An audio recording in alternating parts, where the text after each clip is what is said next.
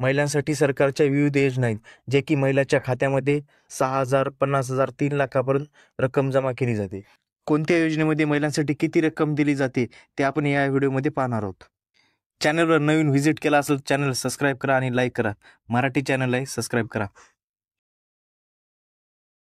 पहिली योजना आहे महिला उद्योगिनी योजना.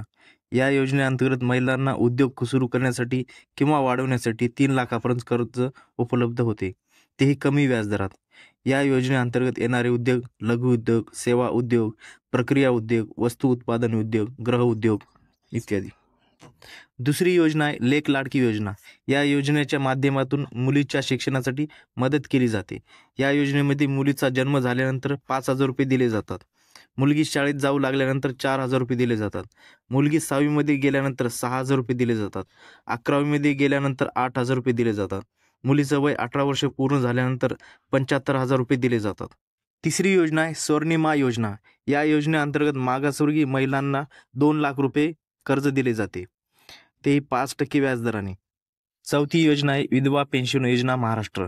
या योजनेअंतर्गत पात्र विधवा महिलांना दरमहा 2,000 रुपये इतके अनुदान दिले जाते. हे अनुदान थेट लाभार्थ्यांच्या बँक खात्यात जमा केले जाते. पाचवी योजना आहे माझी कन्या भाग्यश्री योजना. या योजनेअंतर्गत मुलीचा जन्म झाल्यानंतर 50,000 रुपये आर्थिक मदत दिली जाते. या योजनेचे उद्दिष्ट आहे मुलीच्या जन्माचे स्वागत करणे आणि त्यांना आर्थिक संरक्षण देणे.